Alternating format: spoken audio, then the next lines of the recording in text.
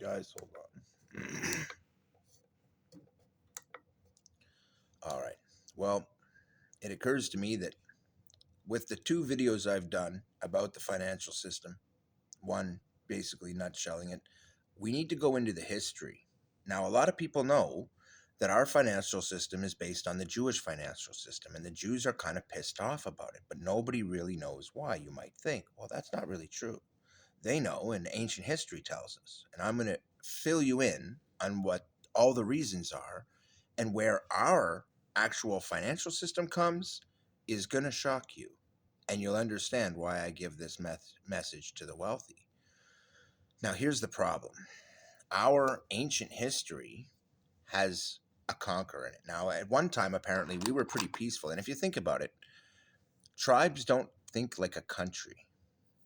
It took a standing army being created by somebody before that was ever really a thing. Up until then, villages just had some warriors.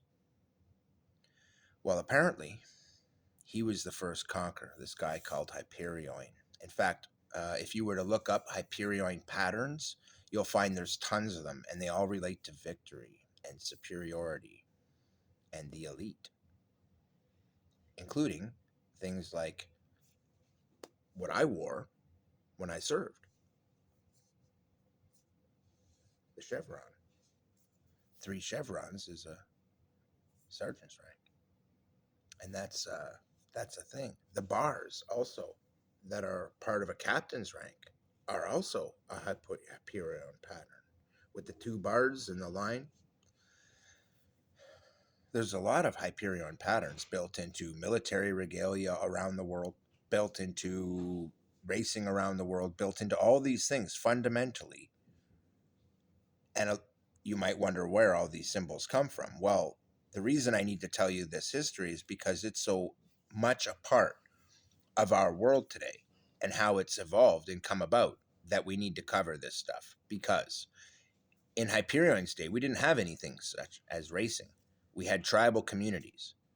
Now, the metallurgy at the time was very basic. The people who understood enough to be able to work with metals were basically doing it where there was lava flow available. And we have evidence for that, that in ancient times, the cultures that were really doing metallurgy had places where there was natural lava flows, and they would reroute that, which was very smart, and use it as a forge. Well, that's really interesting because it adds minerals into the metal they're working with that's from the lava, and that's really smart. That is really smart. And coating it in that lava would consistently make it stronger, heat treat it progressively, and then they break it off. And it apparently that is what they were doing to heat treat all of this early metal that made their metallurgy so good. Only I'm the one who figured that out. And it was an archaeologist consulted me, and they were looking at places in South America and other places around the world where they had these weird channels next to lava flows, and the lava doesn't flow there anymore. But in every case, I noticed they had a way to block it off there. And the archaeologists were describing that to me and not being able to figure out why they would have what appeared to be ways to block the flow and redirect it, but they weren't in place. And I'm like, well, where, describe it to me. And in every case, one end is permanently blocked and the other end has a block that was moved out of the way. Well, my guess was if we pull the block over and drop it in, that suddenly this redirects the flow and now we can use it. And sure enough, that was the case. So this is how it works. They were actually doing this, and now we can prove that. We also had some places that we found that are actually still active and didn't have the rock moved out of the way. And that would have been a real thing. I mean, to direct, but they weren't directing a big amount of this lava flow. So that's very smart. I mean, they were just directing a very small amount, enough to make a nice little forge section out of, which all you really need is a channel about this wide, about the length of the weapon, the piece of metal you want to work with. It's pretty straightforward. But they've often wondered how they could get this heat without technology. Well, that's how. It's naturally in the earth. The earth operates many thousands of degrees hotter in its deepest internals than we actually need for ideometallurgy, and lava operates right around that 1500 degree mark, which is all this molten metal, which is what they're trying to work with, right? Which is the temperature that all these things melt at. So as long as you, and the trick is with lava, it naturally forms a layer of ash that's actually an incredibly effective insulator and the heat very quickly drops to about 300 degrees on the surface. And by working the ash and by working that, you can control the temperature. And well, all you really have to do is work it in the lava and push it down just the right hardness, flip it over, push it down, hold it the right amount of time, and it would do the job very effectively of heat treating these blades. And making their metallurgy really great, because it would be absorbing a lot of minerals. When you do modern metallurgy, we add impurities into the metal. That is to say, we make an alloy. Well, the trick is some alloys naturally form, and most of the ones we use, in fact, we keep discovering the ones we use in nature. It's kind of like that. And so, knowing all that what I know, I could sit here for many days and explain to you the workings of the world and the history of it and how all this stuff happens. And I know a lot of details here. So, what I will tell you is that over decades, I've learned a lot about the history of the world. And I've been one of the people who studied it for a long time. Now, I'm not someone like Graham Hancock who's writing books. I have no interest in doing that. What I do have an interest in is telling you the truth. And in this case, the truth is scary. Okay, so this guy Hyperion comes along and he decides that all these stupid little tribes were bullshit, and he was going to take over his area and make it different. So he did. He trained his village to be essentially an army. He went to the neighboring village and said, okay, here's the deal. We're going to take the best of your technology and put it together with ours. He only went after them for one reason. They had people who were experts at math. They were studying mathematics. Most cultures back then were peaceful. And that's what people do. We get together and we build cool stuff. And that's what they were doing. The world was filled with it. And he knew that some places had shipbuilding, some places had math, some places had astronomy, but nobody had ever put it all together. Everybody was just working in their own little separate areas, doing whatever. A lot of places doing art and pottery and whatever. And he just went, no, I'm going to make all these people do things my way. Only problem is he was like a really evil sadist shit, and he really didn't want the world to succeed. In fact, it's specifically in his writings that he practiced DNA warfare against us. Genetic warfare. Now, what he did was damage the blood of humankind. He knew because they bred dogs and other animals, and they knew from animal husbandry that apparently is something his people was an expert on, were animal husbandry. And they just happen to have in their natural area of the world really good metals that were available next to the surface that they didn't have to do crazy metallurgy on. In a few other places in the world, they had these lava flows that they could take advantage of and learned over time to use to do their metallurgy. And it accounts for a lot of the really good metals. Now, later on, that those fell out of use and became unknown. We couldn't figure out why, but we do know why. The answer is there. It's actually in history if you bother to look it up. And Hyperion created our financial system.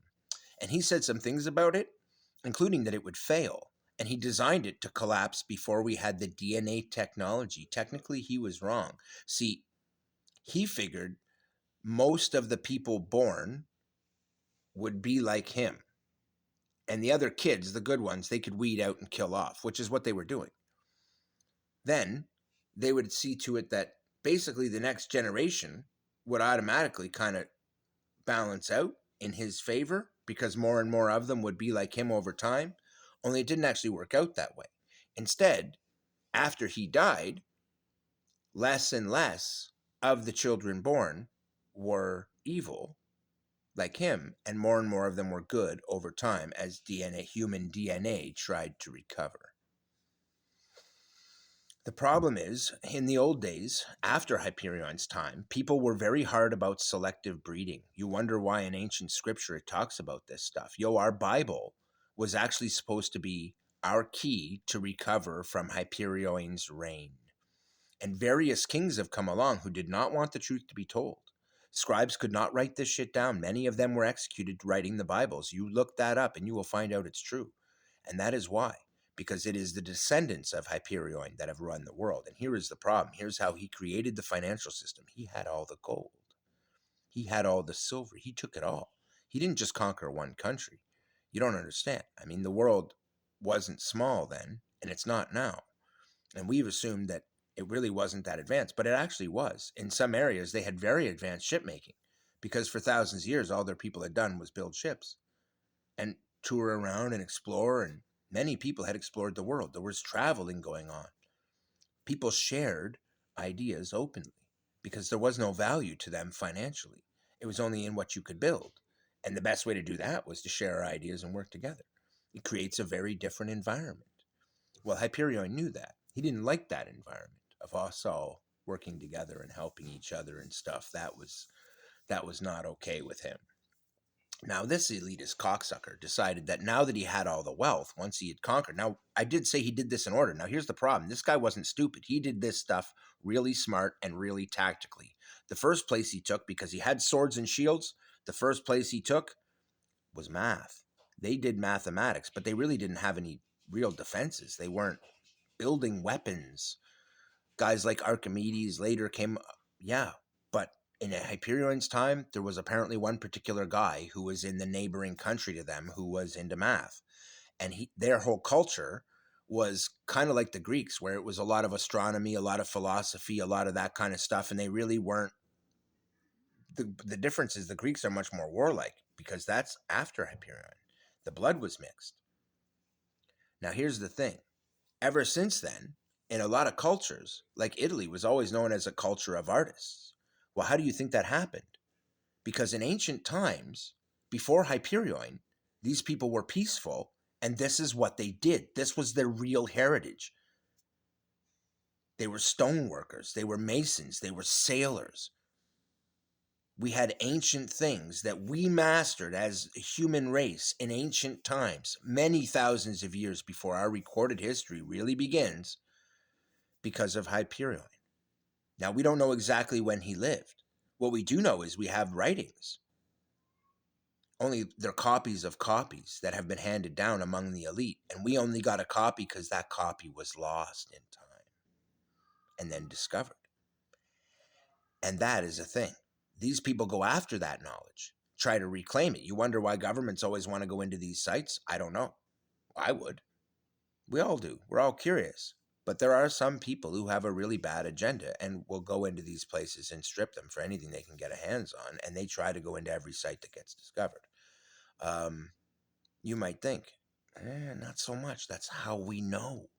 It's like it's fate. Hyperion planned all this out. His planning was really good because he figured he had it all dialed in. He had worked out the math. And he knew that as long as the governments of nations each held a big chunk of the wealth, they would want to hold on to it. He created a financial system in each country based on the Jewish system. Now, they were one of the people that were conquered. So were my people because we were sailors and we were armorers and swordsmiths. We're the ones you got the sword and shield technology from. My family, specifically on the Robinson side and Wilhelm side.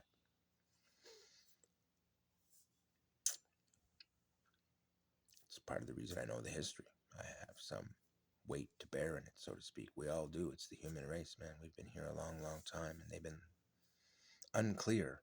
This is the thing about archaeology. They're not wrong when they say that the ancients tried to wipe out history, and nobody's quite sure why. It wasn't the ancients.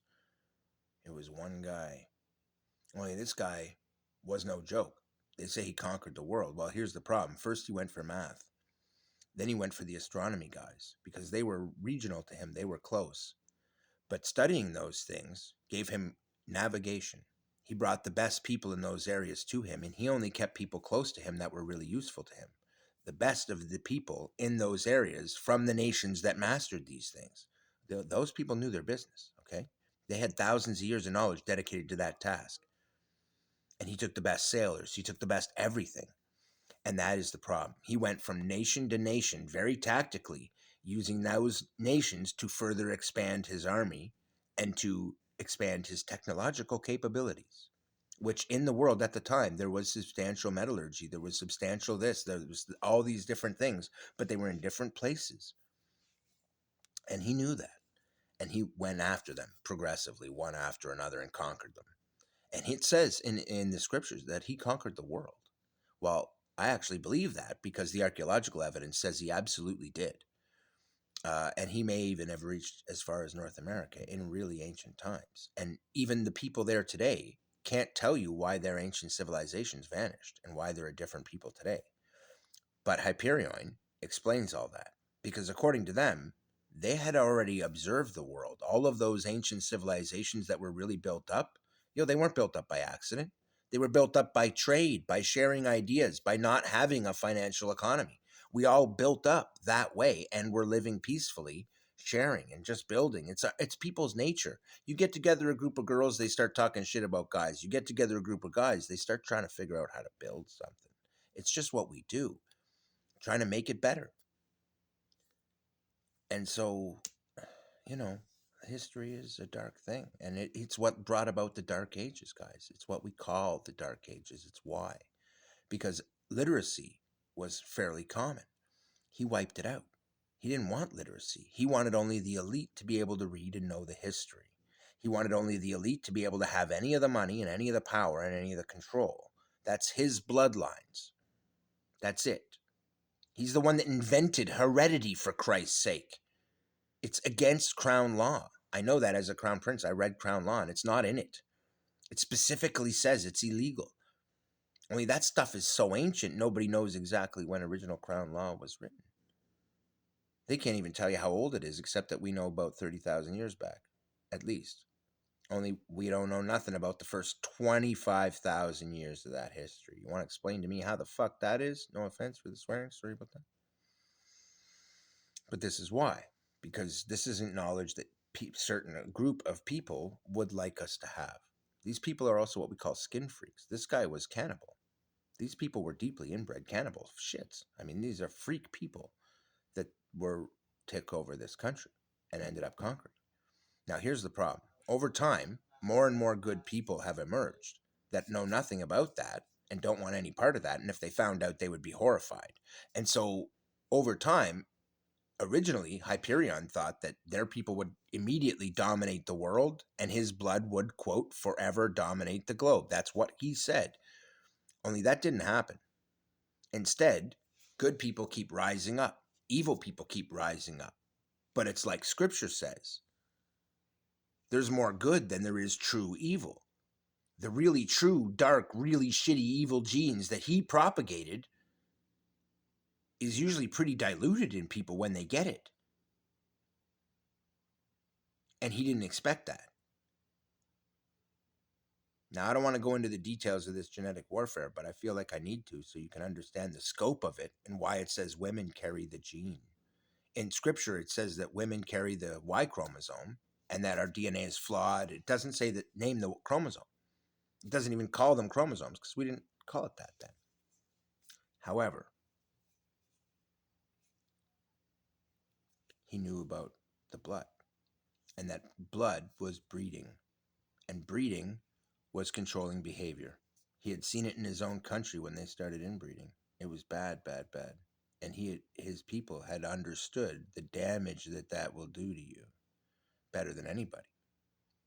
And that's what they wanted to inflict. The problem is, unless you keep going, it won't stay that way. And eventually it kind of fades out. Well, that's the problem. We're dealing with a remnant world where we're living on the system he built that he expected to implode a long time ago. Only it's the really wealthy that are the remnants of that are holding all this money. Now, the problem is he disproportionately distributed the wealth. That is a problem. And this is why I've said we need to redistribute the wealth. These wealthy people need to be reined in. Now, if they don't know and they're not like him, and maybe they don't want that because their DNA isn't like he thought it would be, they'll do the right thing. And we're going to have a reckoning soon because the world can't keep going the way it is. And we all know that. The problem is some of us actually know the reasons. And the reasons are hard to comprehend, but they are there and they are true. And this is the problem. He created this system mathematically, knowing that eventually it would collapse. He was essentially a Satanist. He really was the first Satanist, if you really want to know. He's the guy who really created it, in an essence. Now, here's the problem with that. That's bullshit. I mean, he technically didn't create a religion. He hated it, but he was used as the inspiration later for Satanism, big time, along with other people, by people who carried the blood and wanted to propagate evil in the world. That became the goal. That's why they're Satanists. That's what the whole point was, to propagate lies, propagate evil, uh, and do that through a variety of ways, through any method they could, without really getting caught. That's the trick. There's a lot of people who are scummy suckers who think really twisted evil shit, but there's a reason for that. Now, the reason it says that it's the Y chromosome is not, now we know to be the problem, and that is carried by women. But here's why. And it's not like it's a slight against women because God made you flawed. No, man. You were made equals. The problem is women now have this really messed up mentality, a lot of them, and it's kind of in a lot of races, and people can't figure out why. It's not in all the races, but in any of the races that were conquered, what they did was called genetic warfare. And they would go somewhere, they would conquer these people, they killed off the men and the children, that whole generation, elderly, young, all of them. The girls that were old enough to breed were kept alive and forced to breed with his people. Then they left. Well, now you got a village full of women who can keep the village running in the meantime. They're going to have to, but they're all fucking pregnant. And now they have a generation of kids that they desperately need in their village. And he knew this shit. He was fucking smart, man. This guy was evil, evil. And he planned all this stuff out. And that's the creepy part. It's all in his writings. And some of the elites have this stuff. They know that this is the case. Now, these skin freaks, for those of you who know the history, know that they tried to eat me, man. When I was young, at a Shriners convention, it was in the papers. I broke a guy's nose who tried to bite me. And what had happened was my mother, and she was quite honest about it in court, she tried to sell me for 25 grand to this guy. Only he didn't want to diddle me. I wish. He wanted to cook me and eat me. See, these rich elite people, what they like is what they call pure food. They want to eat anything that isn't a baby. You ever notice somebody like that? You never notice how creepy they are? Well, some of these people are what my men, when we served, called skin freaks. When we worked child trafficking, the kids were disappearing. A lot of these kids, you'd think when we track these kids and we're trying to find them, that a lot of these kids disappear and they're diddled and we can find them after. Most of the time, it ain't like that. They just vanish and they're gone. The problem is there's a lot of people who really think of you as cattle. Literally, you're a food source to them. And that's all you exist for, to support their elite mentality. They had the money to start with. They had the power. They have always had it. That's how that really is, guys. Because Hyperion, when he conquered the world, he took everything. And there was a lot of places in the world where gold and silver are still to this day on the surface. These things were being worked with. And he took all that, everything, and created the financial system. Now, the Jews had a financial system, but in their system, they gave equal merit to every citizen, and each of them got a starter bursary, basically. Here's money. And at the same time, got training on how to work the financial system so that they would always have more money and they could just grow their formula. And the formula is eventually for everybody to be rich, basically, and to create a wealthy economy through that. Well, that's a brilliant idea, and it works. And it's been serving them well for a very, very long time. And Hyperion knew it. Now, he combined the combination of his breeding with creating a new system. And what he did was envision a whole new world. And what he wanted was, instead of us all working for helping each other, we should work for the rich. We should be slaves. There should be a system in place that enslaves all these people and makes them do what we want. The problem is, what we want is for them to just make us money and for them to do that. That's literally the system he created. And the Jews have been angry about it because that's a total perversion of the system that they created. See, in Hyperion's system, the people don't get any money. You just take it from them. It's the horse and carrot method. He invented that shit. You hold out the carrot like you're going to give it to the horse, ride it to death, and then eat the carrot while you eat the horse. It's that. There's a lot of people in this world that have a really shitty mentality that is needs to die. It comes from an ancient time and an ancient inbred people who need to be wiped out. Now, I figure there's so many thousands of years in between where the people who are alive today don't have so much of a vested interest in upholding his opinion as they did then. And I'm guessing, because he keeps being proven wrong. For one, he never thought we'd live long enough to get DNA, and it's actually in his old writings that that is exactly the case. That's why he created it that way. He figured the whole financial system would eventually collapse. But when it did, it would lead to total anarchy because nobody would know what to do and they would never go back to really working together. There'd be too much of his blood in the works. Well, that does seem to be proven out today, doesn't it? We never do seem to be at rest. It's always the wealthy and powerful making war, making us slaves. Well, it didn't used to be that way. Read Crown Law. Originally, the crown served the people, not the other way around, man. According to Crown Law, the king doesn't get any wealth. He has to provide any he has. It all gets merged with the country and he doesn't get it back. He's only allowed to do things that are good for the country, but the country has to provide for all his needs and to a high standard, to the point of him not having to be anything but transported where he has to go. That's in Crown Law, that they have to make something to transport him on. And it could be a platform they carry, it could be anything, but they have to make something. It's why it's always been done, because it's in Crown Law. But you think they put that in there, but they didn't have a concept of the wheel, you're an idiot. And in some cultures, they didn't use a wheel. There's lots of ways you could transport your king, but encouraged creativity.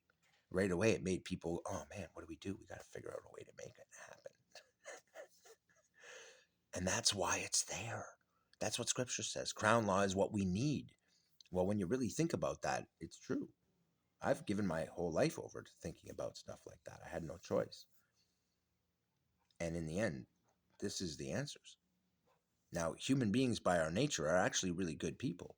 The problem is when you get somebody like that in the works and he really messes things up the way he did, because he did this genetic thing. Now, when he bred and he killed all the men off and the kids, the next generation was half his blood.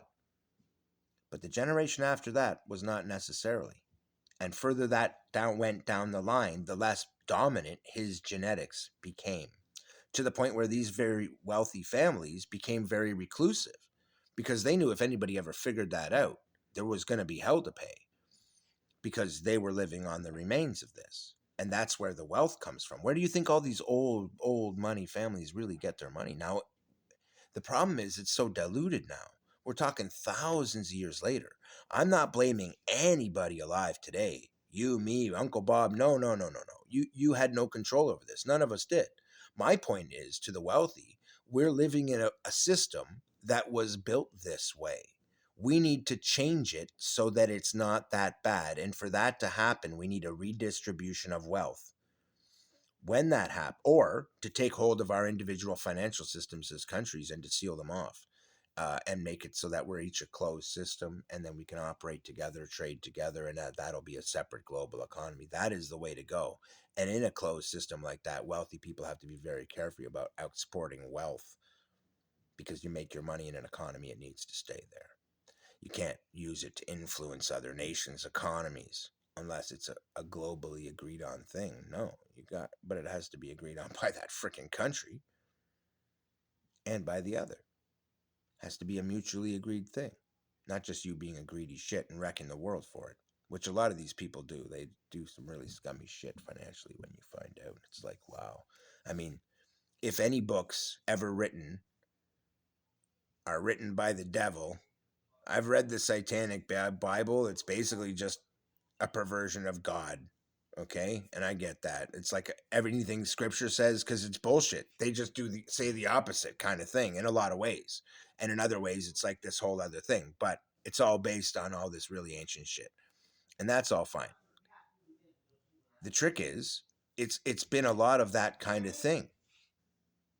We have a lot of things going on in the world today that are essentially remnants of really ancient stuff, like our financial system. When you think about it, no individual country alive today really created the financial system except for the Jews. Now, the Jews don't follow the system we do. Like I said, they give money to their people equally. They make sure that that happens. And on top of that, they make them all serve 2 years in the military, which gives them a government pension on top of that. That gives them a really good financial base to move forward. Now, that is what we need to give our people. Otherwise, it's a really unfair deal. I mean, why would you give all your people no money, tell them it's all about the money, and only those who have it really matter, when you took all the money in the first place? That's what he did. Only we're still living on the remnants of that system. Now, in the early days, he basically took a proportion of that wealth and gave it to each of the governments of the countries, but put descendants and bloodlines and basically families loyal to him in charge of those countries. Now, that is the problem. He did a lot like Alexander the Great did, where he conquered everything, but what he did wasn't just conquer, he put in place a new government. Only he didn't do what Alexander the Great did. Alexander the Great went and built roads, he went and built libraries, he went and built infrastructure, and then gave the people kind of freedom. Hyperion didn't do that shit. He went, imposed genetic dominance, a financial system, a fealty system, a royalty system, all this stuff, so that things would be run by these families, and then tried his best to legitimize that in every culture around the world, essentially, to push that system, to push all this stuff. But in the end, nobody had a choice. He had forced it on the world. There was no going back at the time. And over time, the descendants of those people directly have become less and less, and they deem less and less people really worthy of genetically because they're good. And that's the problem. They don't are only looking for evil people, folks. I found out when I was little, apparently these freaks like pure food, like I said. Well, that means you have to be good. I was really smart. I was a child prodigy. That's why they wanted to eat me. I was a bit chubby. All kids are at 3. They don't want to eat you when you're 10. They want to eat you really young. And they target and identify smart, good kids and try and eat them. They try and buy them from the parents.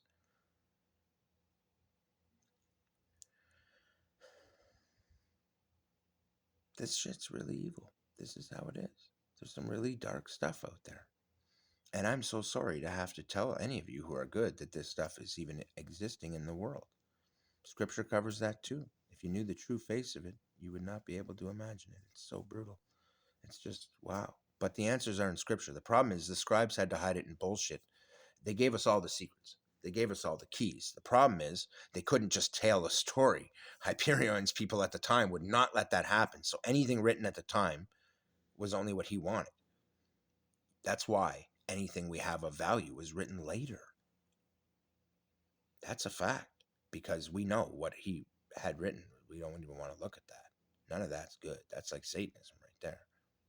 What we want is to look at what was written after by people who tried to rise up out of the ashes and rebuild. Now that's the problem. He never expected that we would start trying to rebuild. He thought we would just all descend into chaos and we would all be like monkey inbred type things. And the only thing that ever organized anybody was him.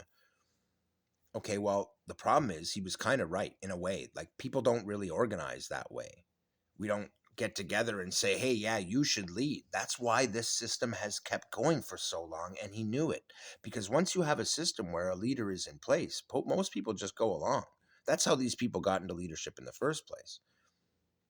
The problem is there's an old saying, only the worst people want power, and they are the worst people to disseminate it. It takes real ego to want that kind of power. It takes real greed, real selfishness. Well, those people are not the kind of people who should have that kind of power. The kind of people who hoard wealth aren't the people who should be disseminating it for the rest of us, are they? And yet that's how it is. That is the nature of our financial system. And as gross as that is, as debased as that is what it was based on. And that is why the Jews are so mad about it and feel bad for us, because we're the ones suffering. Now, we don't have to continue like this. All we have to do is institute guaranteed income in each country, and the wealthy people need to help it make it happen. You guys are the holders of all this wealth, and it's been built up over time because of this financial system, one way or the other, guys. And if you come from old money, it is hugely from that shit, and you know it. We can fix it. We can make this world ours. Make it yours. Be the elite and show them what's really up. Talk about it openly. Show the DNA. Fix it genetically. Prove him wrong. And stand on top of that pile of wealth that he helped generate and be like, dude, if you hadn't have generated this wealth, I couldn't have spent the billions of dollars it was going to take to make this global program happen and to wipe your fucking shit blood from existence. Thanks for that. Because that's how it is. What he didn't realize is that we've advanced technologically so far. He never thought it would go that far. In fact, that's specifically in his writings. He expected it to collapse fairly quickly within a few thousand years. That's what he predicted. Only it went past that. And they didn't like that because it keeps getting further out of hand for those wealthy elite. They are continually outnumbered by better people who want a different kind of world. It's like our genetic memory. We want to be good. Only we are pretty much suppressed at this point, but it's growing to the point where that's not really the dominant force all the time anymore. And in so many places, it's rising, baby, because we're good and we want this world better.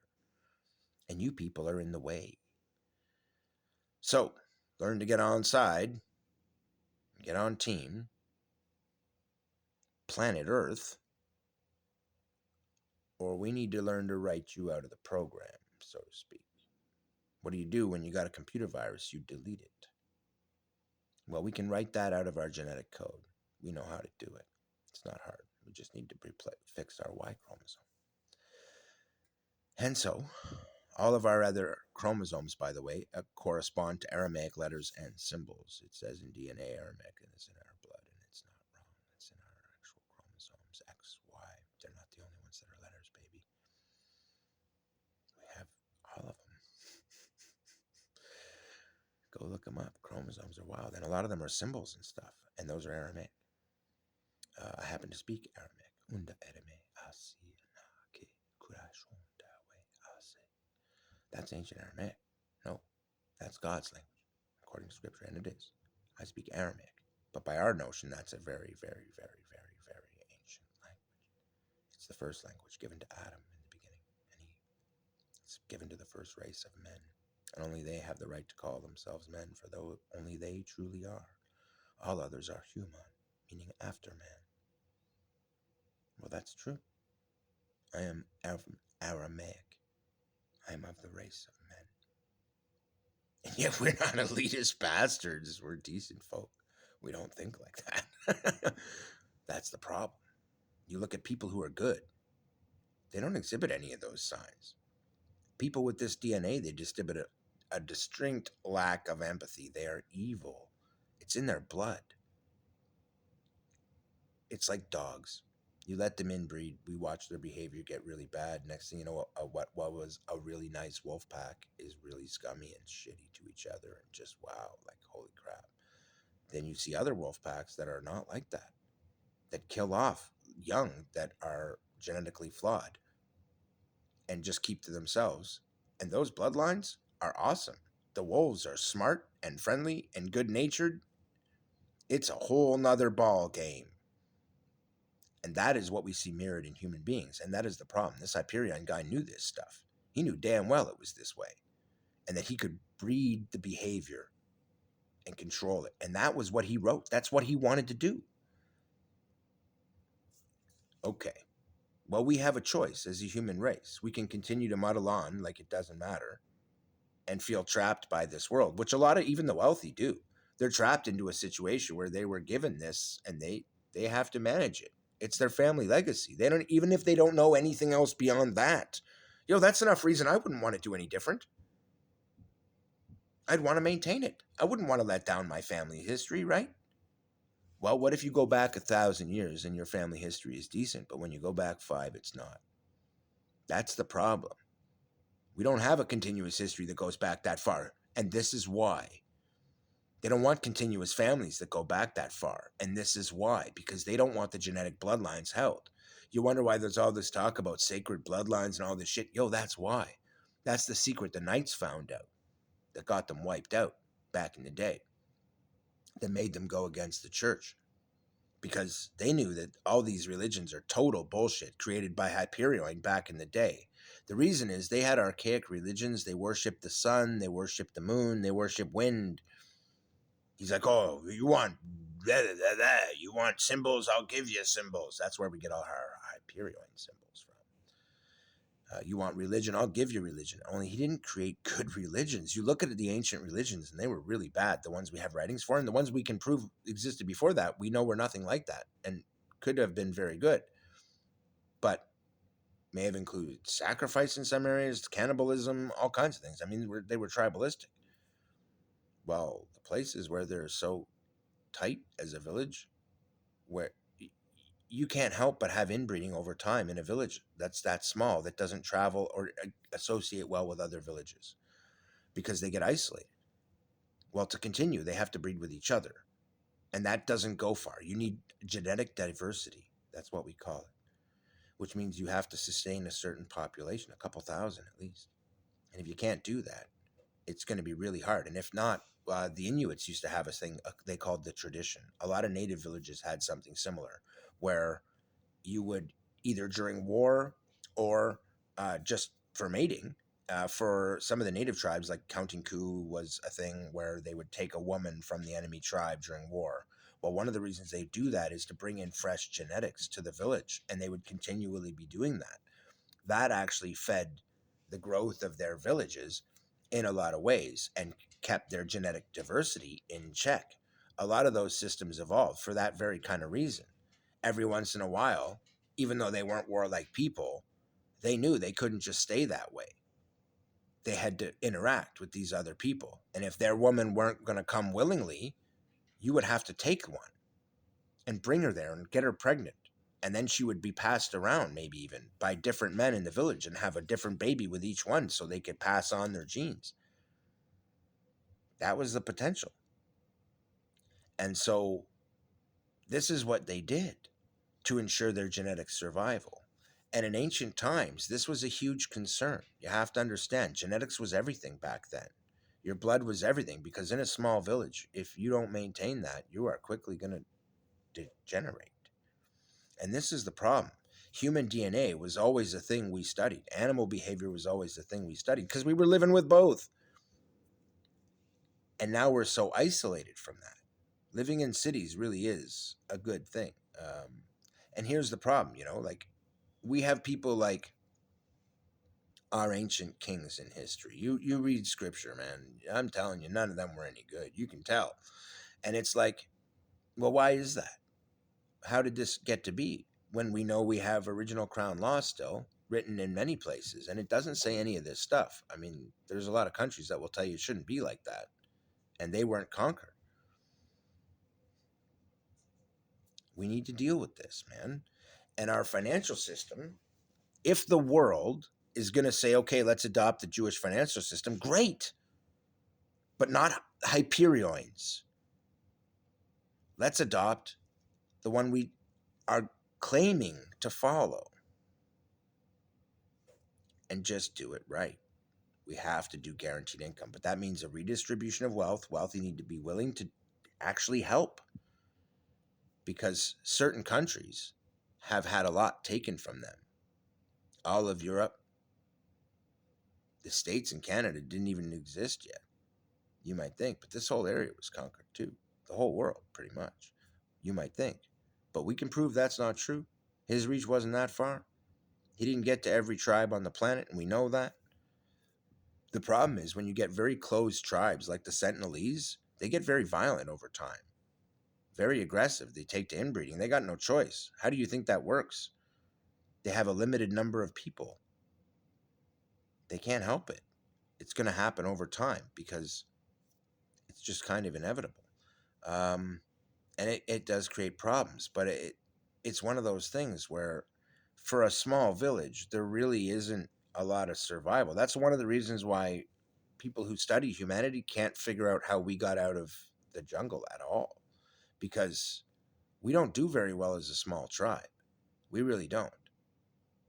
We need genetic diversity. And that, for optimal, I mean, you need at least a few hundred people. Well, how did we get to the point where we had a few hundred people again? It lends credence to the theory that we were genetically created. That it took, and that when we were created, Adam and Eve may have been the first. But who the hell said they were the last? Last I checked, that was the beginning of the creation of a race that we call men. That's us. Genetically engineered to build, to develop technology, to be human beings, to be like our makers. A race out there in the universe. Maybe God. Who knows? What I do know is that our concept of God has changed significantly over time. It used to be the sun for most people. The point isn't gods. The point is men. And men who called themselves gods, like Hyperion. It's time we put such evil things aside and start actually running the world like we want it to succeed. Countries need to equip their people to succeed. The problem is so much of the wealth now is not in the hands of countries directly, but in the hands of very wealthy people. And it stays that way. And the countries get rich, but look what's going on. It's complex. We all need to work together to manage the financial system to re equip our people and free them from slavery.